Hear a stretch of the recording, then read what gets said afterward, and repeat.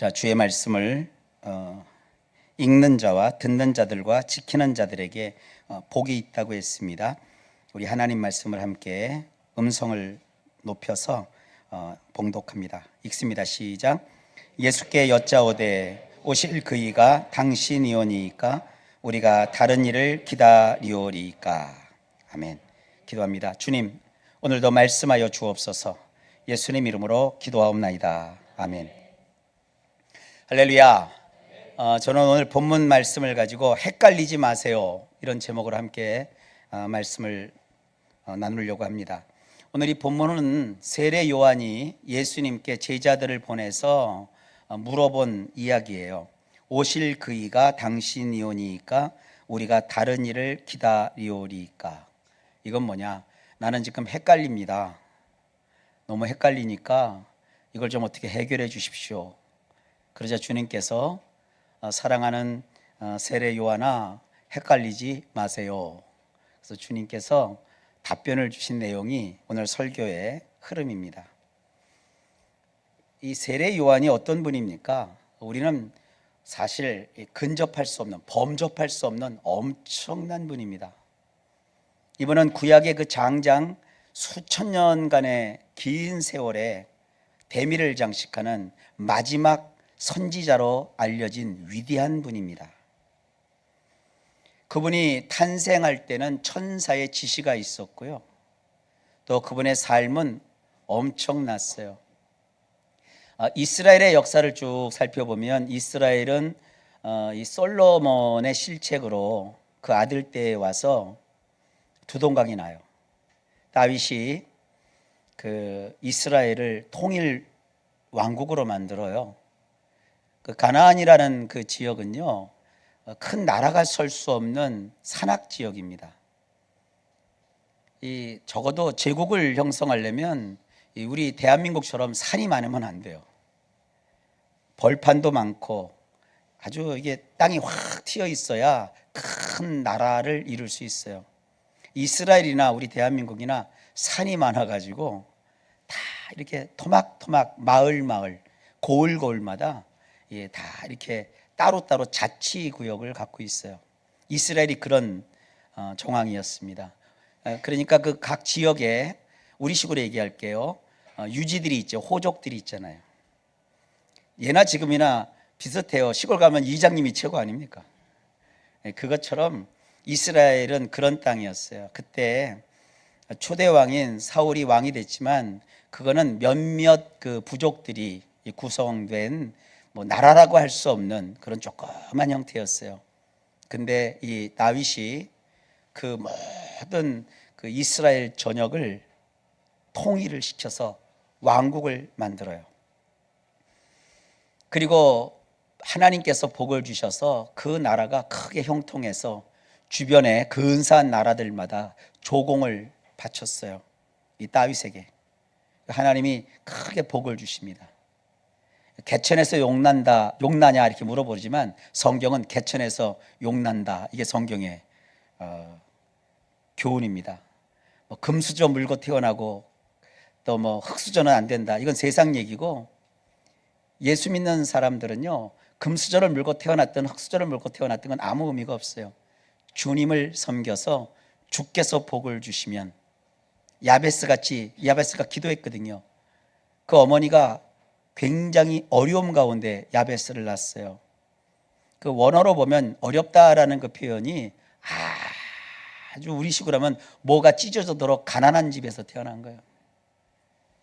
아무도 그를 돌봐줄 자가 없는, 형제들 중에서도 가장 모자란 친구였어요. 소위 말해서 미달자죠. 미달자, 모자란 자. 혹시 여러분들 반푼이 소리 듣고 난 모자라다 이렇게 생각하시는 분들, 그래서 예수 믿어야 돼요. 야베스가 어느 날 하나님께 기도를 해요. 하나님, 나에게 하나님이 말씀하시는 그 복을 나에게도 좀 주십시오. 그리고 제가 사는 이것이 너무 좁으니까 나의 인생의 그 개불이라고 하거든요. 그 지경을 넓혀 주십시오. 그리고 저에게만 맡기지 마시고 하나님의 그 능하신 능력의 손이 저의 인생에 늘 함께 해 주십시오. 그리고요, 제가 여지껏 너무 고통 속에 살았습니다. 사는 날 동안, 앞으로 사는 날 동안 근심을 없애고 환난을 없애고 근심 없이 살 수 있도록 좀 해주세요. 그렇게 기도하니까 참 성경이 멋져요. 그의 기도를 하나님이 구하는 것을 들으셨더라. 나중에 그 야베스 기도 이후에 쭉 보면 야베스라는 어떤 성이 나와요. 자기 집에서도 인정받지 못한 자가 나중에 보면 한 성을 다스리는 성주가 된 거예요. 놀랍지 않습니까? 그런 게 성경에 담겨 있는 많은 이야기들이에요. 근데 그러한 그 시대적 배경을 갖고 있는 세상에서 하나님이 다윗과 함께 하니까 한 나라의 왕이 됐어요. 그리고 하나님께서 그가 행하는 모든 일들마다 동행해 주시는데 역대기에 보면 딱 그 답이 나와요. 선대왕 사울은 일을 하는데 하나님께 엽줍지를 않아요. 물어보질 않아요. 근데 이 다윗은요, 아주 우리가 생각할 때는 너무 사소한 것 같이 하나님께 꼬치꼬치 다 물어봐요. 우리 예수 믿는 분들은요, 하다못해 그 한 끼 식사할 때도 우린 기도하고 먹잖아요. 이게 얼마나 대단한 겁니까? 그러니까 다윗은 그런 삶의 패턴을 가진 거예요. 심지어 전쟁할 때 무기를 다 갖췄는데도 분명히 저기 봐도 우리가 이길 때도 물어봐요. 하나님, 저들을 제 손에 붙여주실 겁니까? 부터 물어봐요. 그럼 하나님이 걱정 없다, 내가 그들을 네 손에 붙였다. 그러니까 다윗이 그때 나가서 싸워서 이겨요.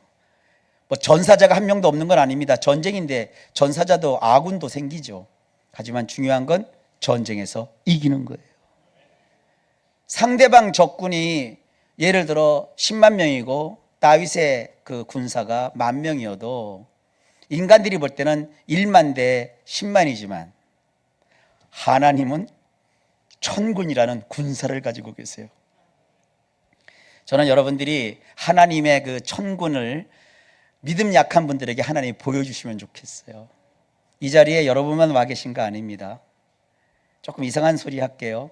천군이 와 있고 천사가 와 있어요. 천사는요, 문관이에요. 문관. 천군은 무관이에요. 근데 천군은 혼자 다니지 않고 무리지어 다녀요. 그 천사의 그 군대를 우리는 뭐라 그러냐, 마하나임이라고 해요. 오늘 새벽에 제가 기도를 하는데 제 사랑하는 우리 집 큰애가 전화가 왔어요. 이번에 이제 지금 책이 다 다음 주면 이제 인쇄가 들어갈 것 같은데 책 제목은 야곱디언. 야곱디언. 홍길동 디언처럼 야곱디언.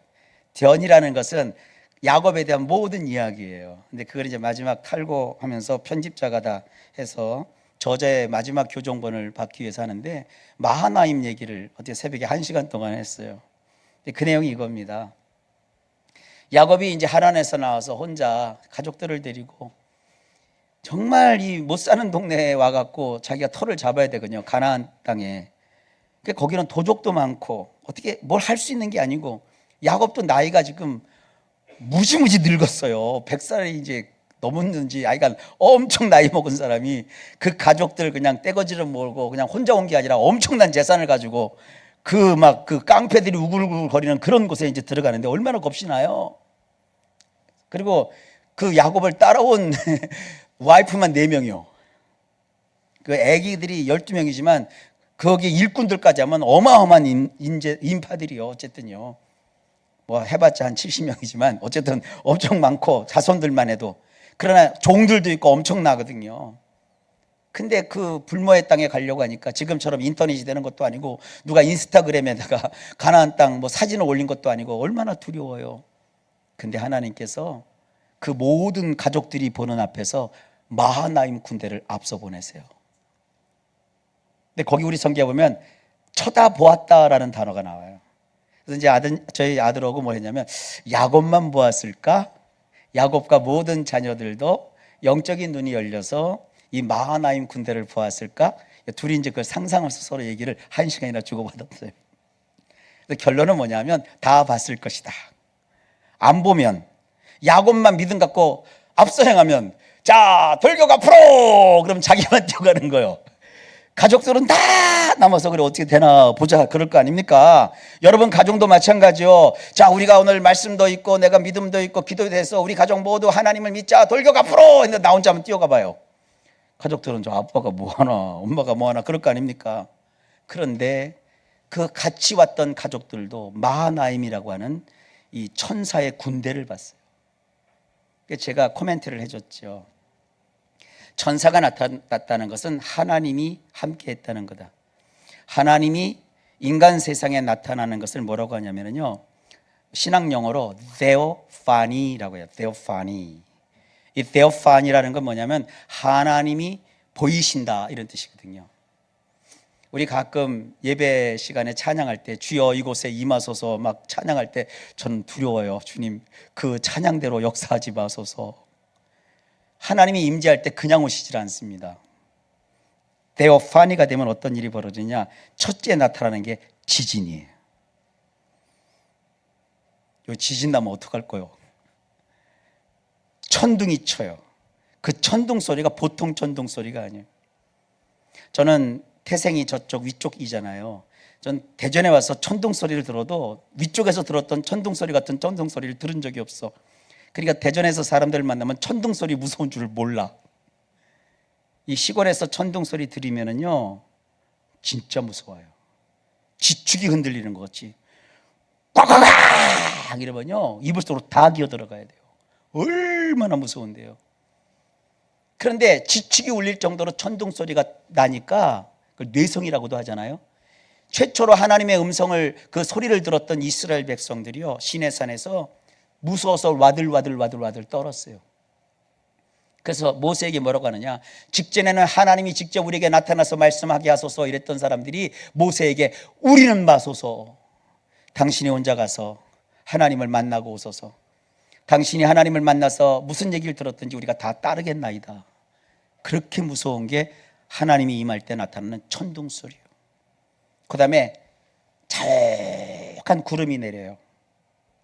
우리 오해하는 게 있더라고요. 예수님 재림하실 때 구름 타고 오신다 그러니까 저 하늘에 떠다니는 저 구름 생각하는데, 예수님이 하나님이시기 때문에 재림하실 때 하늘에서 올 때는 구름 타고 뭐 손오공처럼 내려오신다는 뜻이 아니라 하나님이 나타날 때는 자욱한 연기가 껴요. 이걸 이제 요번에 할 줄 알 때 안 했더라고. 결혼식장이고 이렇게 행사할 때, 지난번 크리스마스 콘서트 때 지성 콘서트 하는 걸 하더라고. 연물을 확 뿌리잖아요. 배우들 주인공이 등장할 때 그냥 안 등장해요. 콘서트 같은 데 가보면요 연기를 쫙 뿌려요. 그게 구름이요, 구름. 신이 등장했다 이런 거요. 그래서 여러분 노래 잘하는 가수가 나타나면 뭐가 나타났다 그래요? 여신이 나타났다 이런 거요. 이게 다 이 세상도요 성경은 몰라도 비슷하게 흉내는 내는 거요.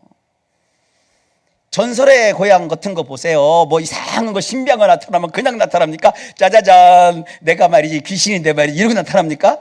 다 안개가 막 피어오르고, 어디서 본 건 있어갖고 막 구름이 뭉게뭉게 그리고 그 안에서 막 짜자잔 하고 나타나잖아요. 주로 중국계 드라마는 다 그래요. 그게 성경에서 배운 거예요. 왜냐하면 중국은 기독교를 언제 받아들였는지 아십니까? 우리 옛날 신라 통일 신라, 백제, 고구려, 삼국 통일 그 전쟁할 때 당나라 군대가 들어왔잖아요. 당나라가 그때 기독교를 이미 받아들여 갖고, 우리나라 삼국시 때 이미 받아들여 갖고, 당나라는요 국가의 그 기관 중에 기독교 청이 있었어요. 그러니까 쉽게 말하면 우리식으로 말하면 군목이 같이 들어온 거예요. 이거 엄청 대단한 거 아닙니까? 그러니까 우리 민족 자체에도요 그 기독교적인 영향이 이게 민속 속에 이렇게 있어요. 어디서 들은 건 있어서 하나님 나타날 때 그냥 안 나타나는 거예요. 신비한 게 나타날 때는 늘 구름이 있는 건데, 이게 뭐 신이라는 걸 나타나는 게 아니라, 성경을 보면 왜 하나님이 나타날 때 구름 속에서 함께 나타나냐면 인간을 보호하려고. 죄인이 하나님을 보는 순간 그 현장에서 죽어요. 이런 말 하지 말라고요. 농담으로도. 여보, 나 교회 나가려면 나한테 하나님을 직접 보여봐. 내가 보면 나갈게. 그거 죽을 얘기요. 제가 지지난주에 한번 설교했잖아요. 하나님이요 그 함부로 볼 수 있는 게 아니에요. 보는 즉시 죽어. 우리는 근데 봐도 안 죽는 이유가 예수님이 우리를 덮고 계시기 때문이요. 이게 무서운 거예요. 없을 때는 다 우리 원님 하잖아요. 없을 때는 다 왕이잖아요. 근데 진짜 여러분 왕 앞에 서봤어요? 나는 존경하는 사람은 알지만 저는 대통령하고도 직접 밥도 한번 먹어봤어요. 전 모라는 사람하고. 근데요, 그 대통령 사는데도, 청와대도요, 여러분 지금 관광이라고 다 열리고 지금 대통령이 용산이고 어디도 있어서 청와대를 다 열어놓은 것 같아도 그 영빈관 들어갈 때도요, 일반인들 못 들어가요. 저 그때 대통령 만날 때 저희 아버지하고 같이 만났는데 공무원이었거든요, 아버지가 그때. 그러더니 그 평창동 지금 그 호텔을 이제 헐었더라고요. 올림피아인가 올림퍼스 호텔인가 거기다가 고급 호텔에다 하루 전에 우리를 오게 해갖고요. 그때는 문교부 장관이었어요. 교육부 장관이 아니라 문교부 장관이 나와갖고요. 그 저녁을 산대 자기가. 그러더니 목욕 제기하시라고 내일 대통령을 만난다고.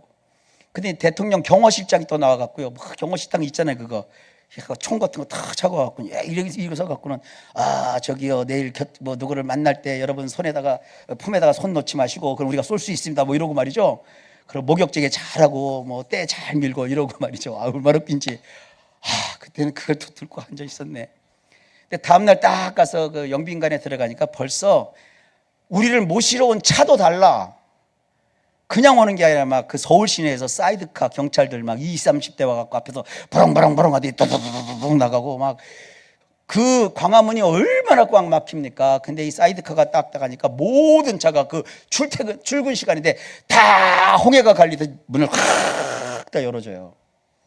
그러니까 우리는 딱 타갖고 버스에 타갖고 가는데 참 신기하더라고. 그러니까 쭉 가더니 청와대 문이 확 열리고 그때는 아무한테 안 열렸거든요. 그 앞에 분수대 있잖아요. 그걸 쫙 통과하는데 그 옆에 또 그냥 군인인지 뭔지 쫙 서고 딱 이러고 막 쫙 들어가니까 막 빵빵빵 막 울리고. 근데 영빈관 딱 자라니까 쫄아가지고 이 촌놈이 왜 안 와? 그냥 가갖고 이러고 갔더니 막 영빈관 갔더니 그때는 그런 인테리어가 너무 없었어요. 벽 자체가 다 금을 바른 것 같아요. 막 다 금색이야. 지금은 아파트 다 그거 하더라고. 여러분들 집에 그 벽지들은 지금 다 그거보다 더 좋아 지금은. 그러니까 지금 여러분들 사는 집이 청와대 영빈관보다 더 좋은 데서 사시는 거예요. 근데 화장실도 구경했다니까 거기.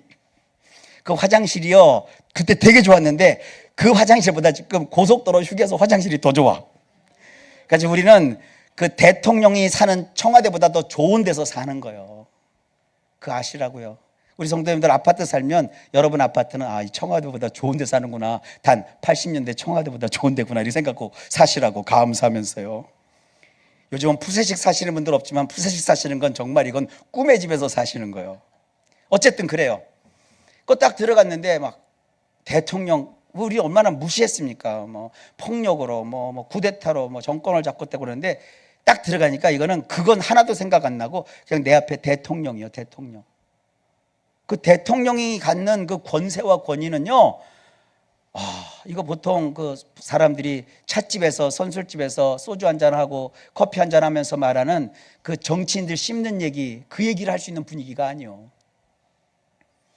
그럼 직접 경험해 봐야 하는데. 근데 대통령이 이제 그다음부터 바뀌면서부터 칼국수 먹고 그러니까 이게 다 흩어졌는데 하여간 그땐 그래요.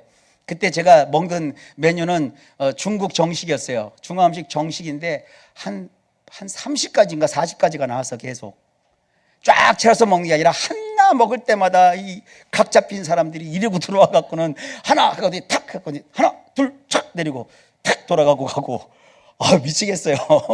숟가락 딱 떨어지고 와 갖고 탁 해서 여기 있습니다 하고 내려가고 먹는데 소화가 안 돼. 막 그럼 우리도 먹을 때 이래가 먹어야 될 것 같더라고요. 그 있잖아요. 왜 군인 특히 이제 고급 장교들 식당 같은 데 보면 그 밑에 애들 먹을 때 막 이러고 먹는 거 있잖아요. 그러니까 그분들이 와서 이렇게 탁 음식을 내려주니까 이러고 먹어야 될 것 같더라고. 와, 그게 뭐요? 권위와 권세요. 힘이 그런 거요. 근데 인간 대통령도 그런데 하나님이 나타나신 거예요. 그러니까 여러분들 함부로 얘기하지 말라고요. 하나님이 나타날 때 지진이 일어나고 운무가 피고 그리고 천사들이 동원될 때 그냥 오지 않습니다. 아니 대통령이 초대한 대학교 대표가 올 때도 막 빵빠레를 울리고 그때 전국 대학생 대표가 그 가족들하고 가서 한 200명 초청을 한 거예요. 그 중에 제가 하나 낀 거예요. 근데 뭐 조선일보에다가도 이렇게 나오고 이름도 나오고 뭐 이러는데 그건 하나도 안 들어와요.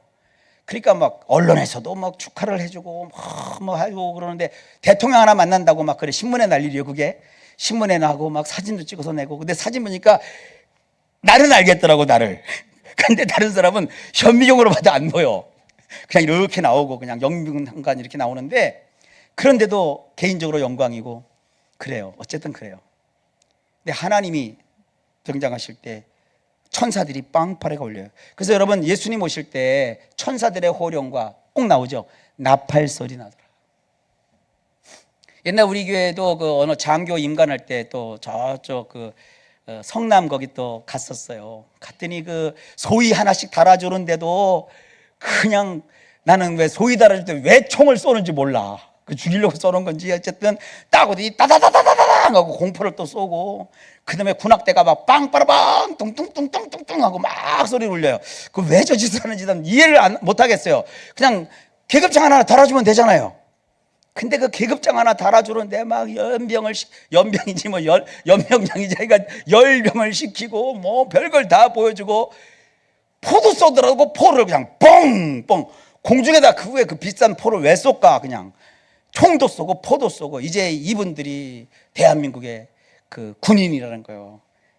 그것도 뭐 육사도 아니요, ROTC.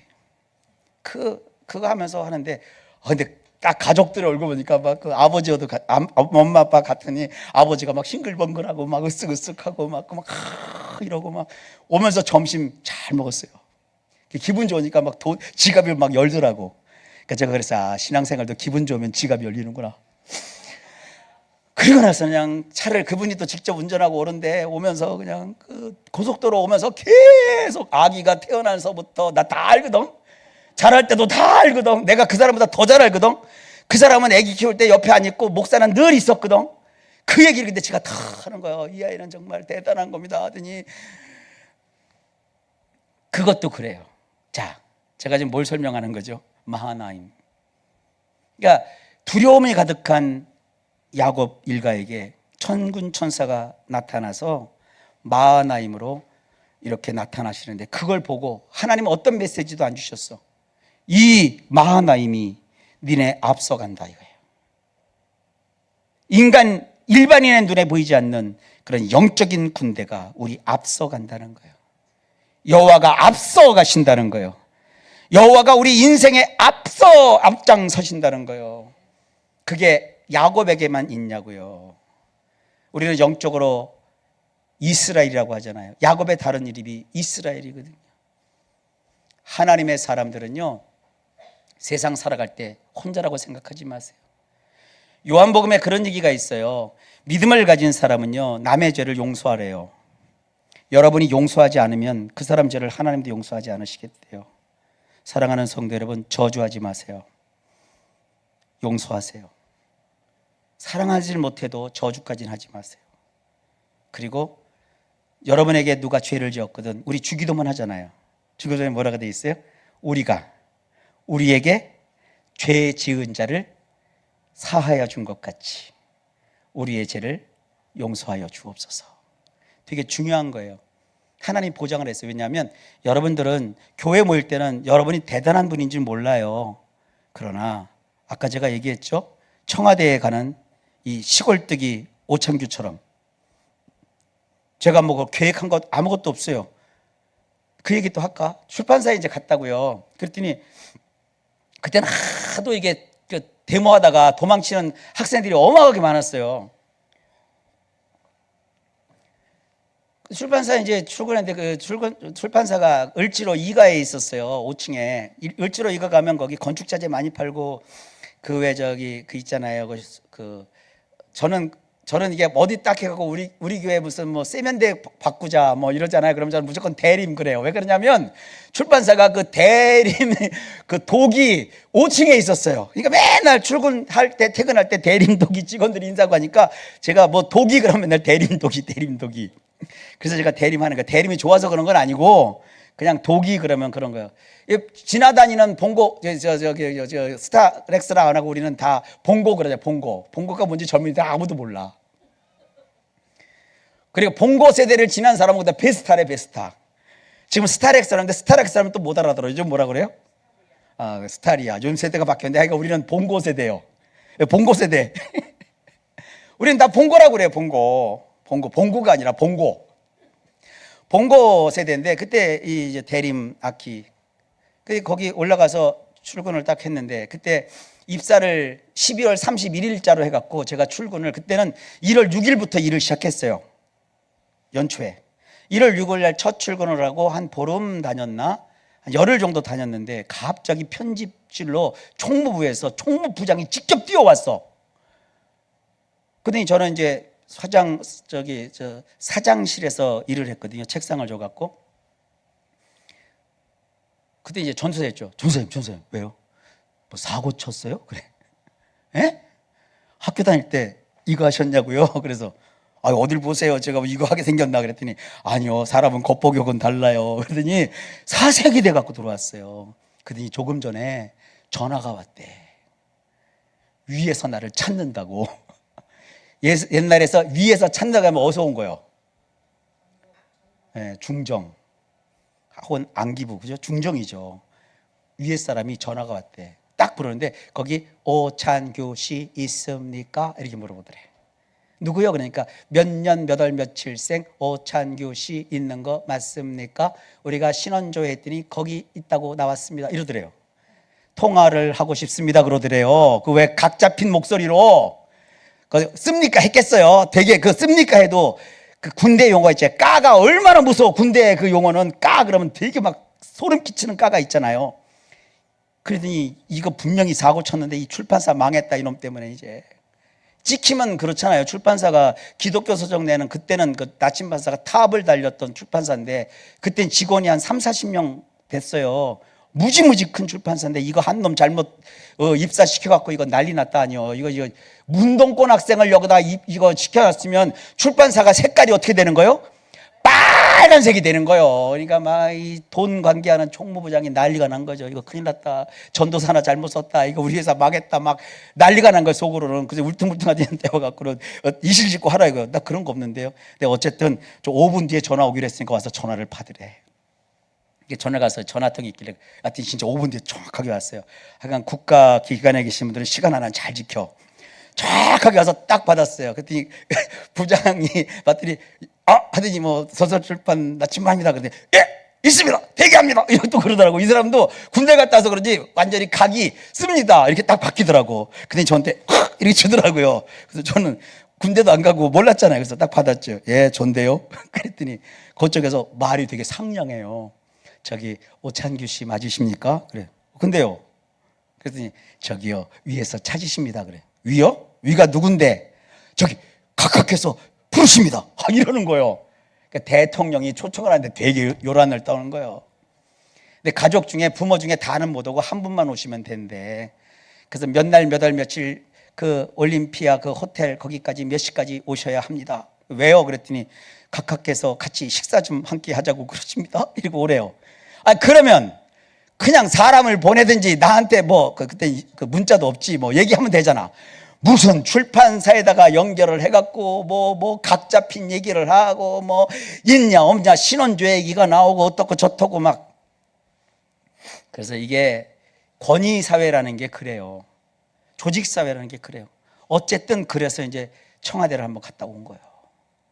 근데 그때 그 정권이 그러니까 쪽팔려가고 어디 가서 얘기도 못하고.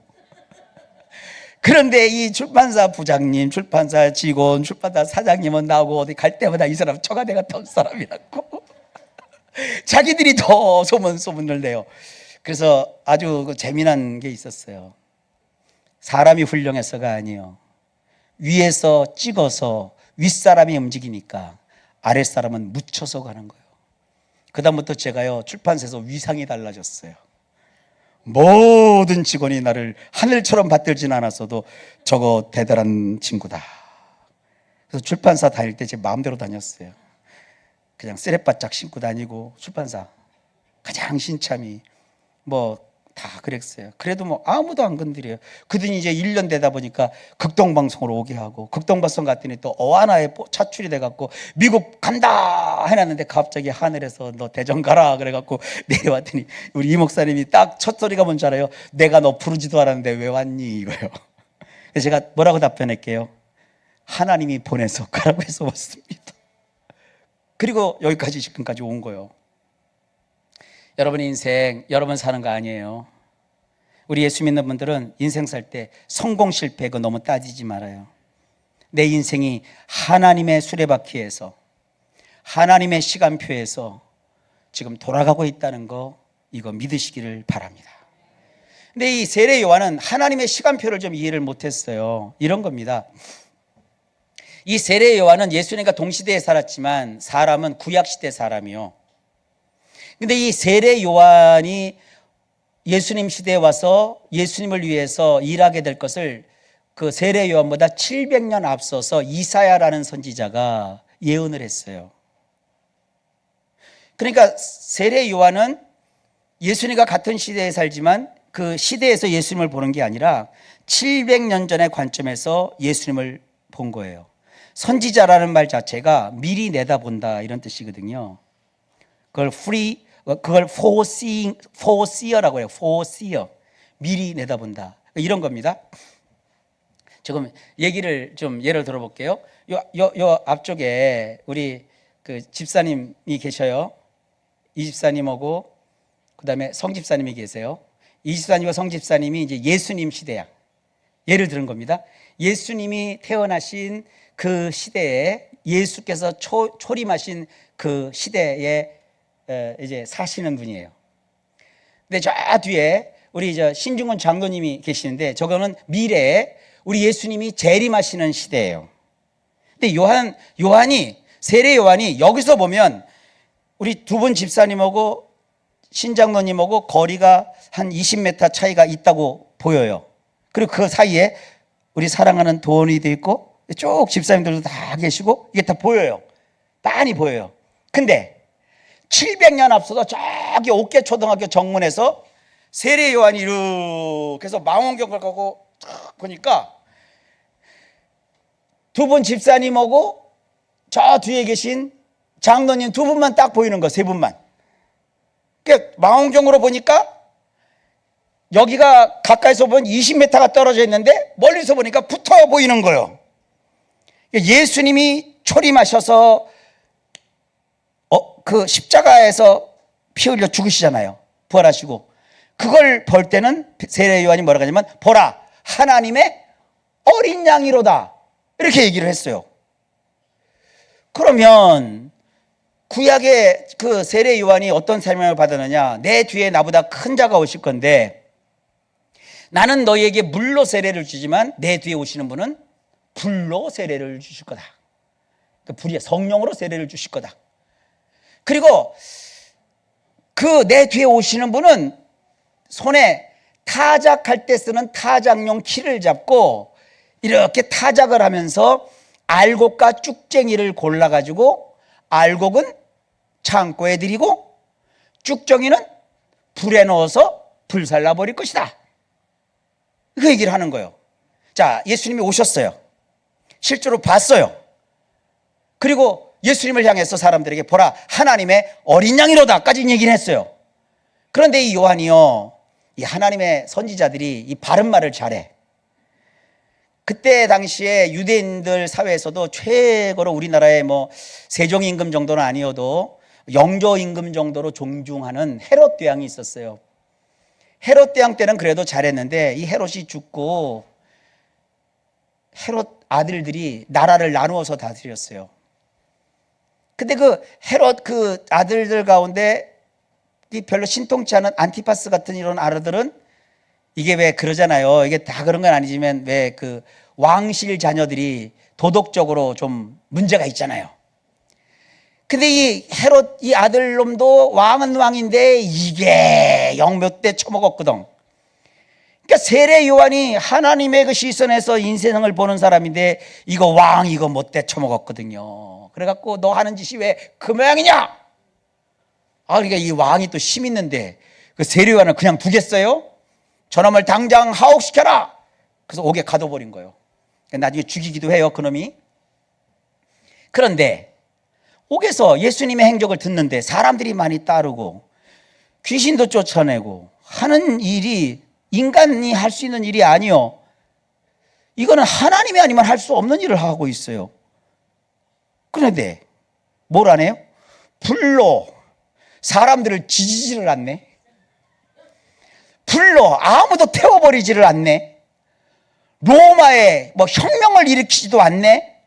자기 백성 땅에 왔는데 자기 백성을 독립시킬 생각도 없네. 그리고 계속 자기가 볼 때는 피해 다니고 내 때가 되지 아니하였다 하고 쑥 지나가고, 병을 고쳐서 이제 당신의 소문을 낼까 그러니까 잠잠하라, 아직 내 때가 이르지 않았다고 저쪽으로 싹 도망가고, 혼자 다니고 맨날 거짓 그 말패같이 12명 데리고 술술 다니시네. 이 요한은 이 제자가 말이야 나보다도 적어. 왜냐면 요한은 이 쿰난 공동체에 어마어마한 그 무리가 있었거든요. 이 사람이 헷갈리는 거예요. 이게 예수가 맞나, 이 메시아가 맞냐 아니냐 헷갈리니까, 헷갈릴 때는 물어보는 게 최고예요. 그러니까 여러분도 살면서 오해하지 말고 물어봐요. 그런 것도 성경에서 배워야 돼. 아내가 이해가 안 가, 남편이 이해가 안 가, 고민하지 말고 그걸 왜 친구한테 얘기해요? 남편한테 직접 물어봐.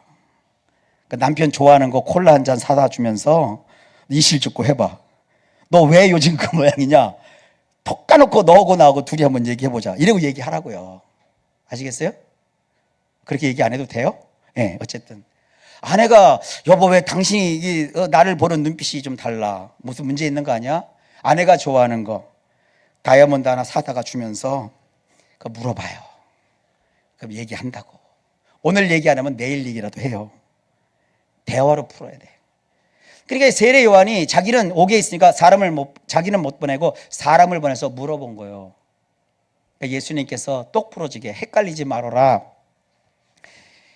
있잖아, 내가 온 것도 맞고 내가 나중에 불로 지질 것도 맞아.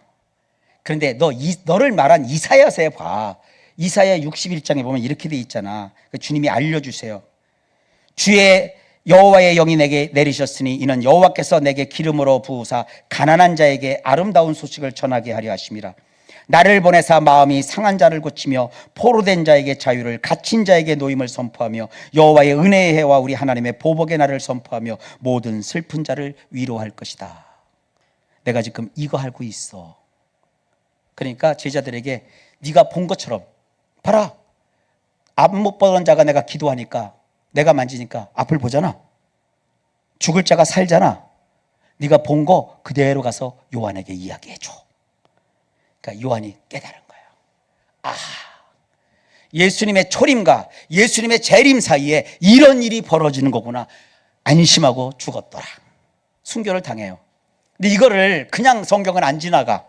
바울이 딱 나타나가지고 로마서에다가 이걸 적어놨어요.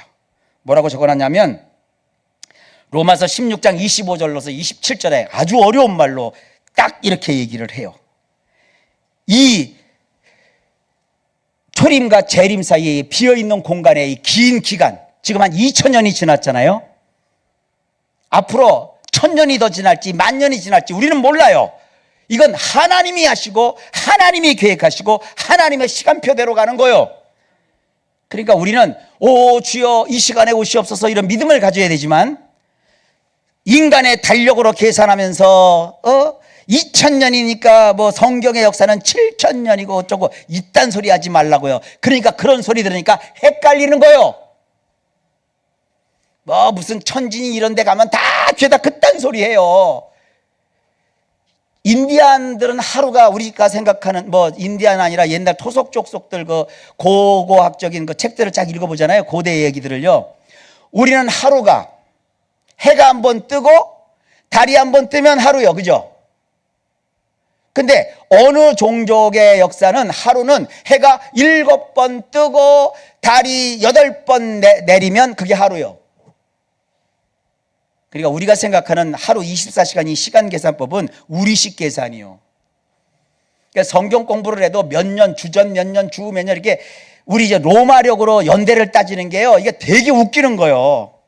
성경 공부시키면 죄다 그런 것만 가르쳐요. 그래서 성경은 어떻게 얘기합니까? 예를 들어서 뭐 히스기야 통치 1년, 누구 통치 2년 이렇게 얘기한 건데, 역대기하고 이 열왕기에서 또 그 왕들의 그 연대 계산하는 법이 다 달라요. 그러니까 성경 이렇게 어설프게 보고 그거 숫자로 해갖고는 뭐 이게 맞았느니 틀렸니 그런 거 하지 말아요. 그냥 성경은 읽으면서 은혜 받는 것만 아멘 아멘 받고, 모르는 거 거기다 캐션 마크 해놓으면 나중에 언젠간 다 해결이 돼요. 언제까지는 해결이 되냐? 주님 앞에 가면 다 해결되니까 예수 그렇게 믿자고요.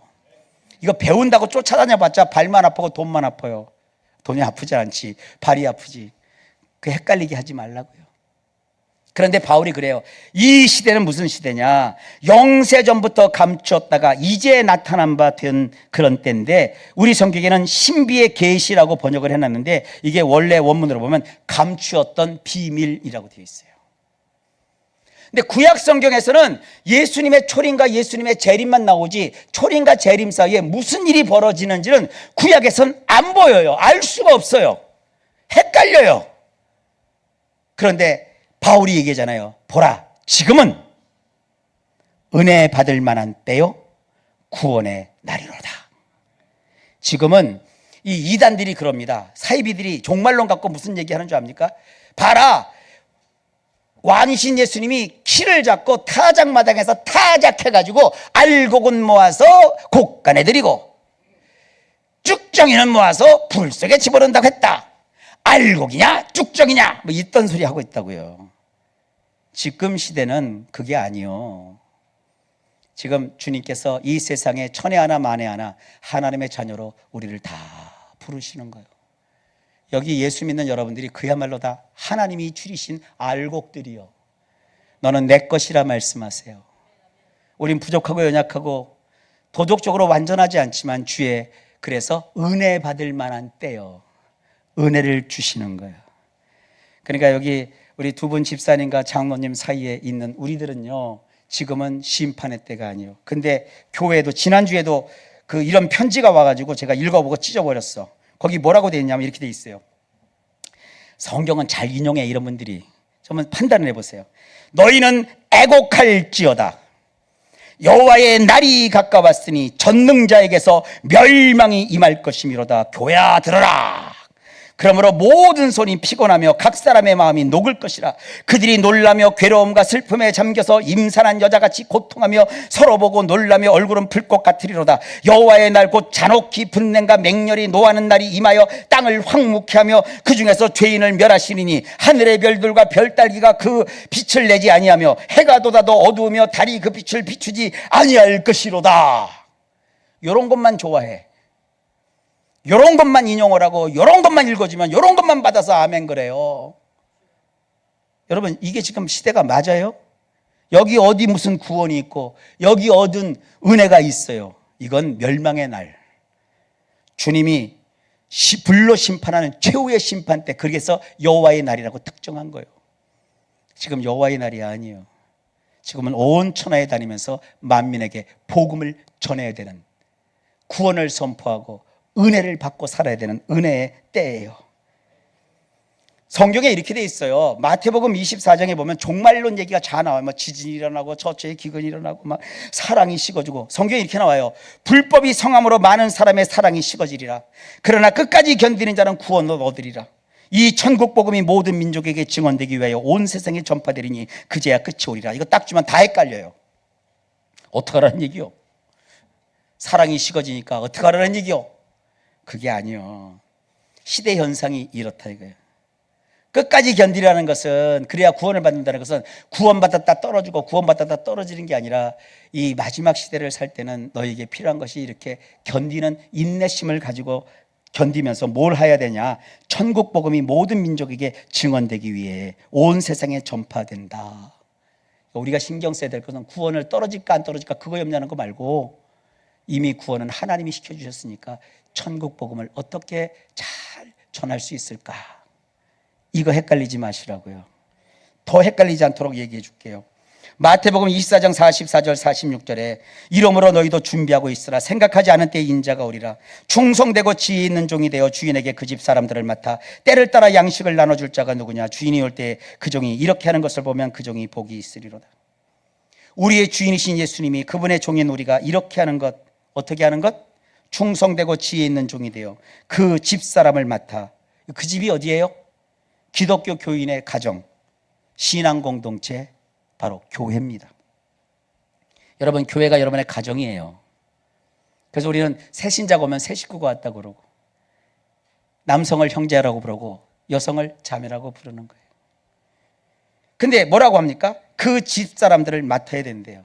집사람을 맡으니까 예수 믿으면서 교사도 되고 구역 식구도 되고 교회 소속도 되고, 더 중요한 거 때를 따라 양식을 나눠줘야 돼요. 그러니까 교회에서 음식도 나누고 말씀도 나누고 서로 돌아보면서 살펴야 되는 거예요. 이걸 국제적으로 확대하면 이것이 세계 선교고, 이걸 국내적으로 얘기하면 관계를 중시하는 전도법이고, 주인이 올 때까지 그 종이 이렇게 하는 것을 보면 그 종이 복이 있다고 했습니다. 그러니까 신앙생활 헷갈리게 하지 마세요. 이렇게 분명하니 열심히 여러분 일도 하면서 거기에다가 교인들과 교인들을 위해서 시간도 좀 만들어서 쓰시고, 오늘 여러분 시간 잘 쓰셨어요. 그리고 친한 친구들하고만 밥 먹지 말고 교우들과도 가끔씩 시간 나면 같이 밥도 먹고, 여성교회, 남성교회, 구역장들 이렇게 모여서 밥도 좀 드시고, 나는 기도할 거야, 밥 걷는 거 필요 없어 이러지 말고 속 깊은 이야기도 나누면서 함께 예수 믿으면서 인생 잘 살아봅시다. 그것이 잘 믿는 신앙이에요. 뭐 헷갈리는 거 하지 마세요. 여보, 집사님 이런 굉장한 이런 성경의 진리를 어디서 들어봤어? 이거 봐봐 이런 게 다 있어. 우리 교회에서는 안 하는 건데 이런 거 들어봤어? 그거 다 주공관련 소통이에요. 그렇게 헷갈리지 말고 그냥 성경대로 하나님 집인 교회에서 내가 잘 다니면서 내 옆에 있는 사람들하고 같이 하고, 선교를 보낼 상황이 있으면 우리가 가고, 또 나는 못 가면 누군가를 보내고, 그래서 함께 인생을 살아가는 거예요. 오늘 길게 얘기했지만 헷갈리지 말고 이게 잘 믿는 겁니다.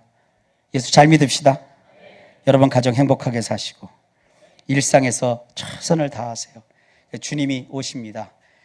구원받았고 또 구원받은 자로서 은혜를 누리면서 베풀면서 살아가셔야 합니다. 기도합니다. 하나님 아버지, 참 세상 돌아보면 우리 헷갈리게 하는 얘기가 많습니다. 뭘 전하면서도 자기가 뭘 전하는지도 모르고 그저 겁박하기도 하고, 자기의 어떤 의기심에 충만해 갖고 막 사람들의 죄를 막 지적한다고 하면서 사람을 공격해대는 걸 마치 신앙 좋은 것처럼 생각하는 이런 시대가 되었습니다. 세례 요한도 그걸 헷갈려 했는데 주님이 헷갈려 하지 말라고 하시면서 은혜를 베푸시고 병자를 고치시고 배고픈 자를 먹이시는 이 따뜻한 일을 행하시면서 너희도 이것을 하라고 하셨으니, 우리 교회 성도님들이 그렇게 일상에서 멋지게 행복하게 아름답게 나누고 베풀면서 서로 함께 이 세상을 잘 살아가는 은혜와 구원을 우리 모든 성도들이 체험하며 살 수 있도록 도와주옵소서. 예수님 이름으로 기도하옵나이다. 아멘.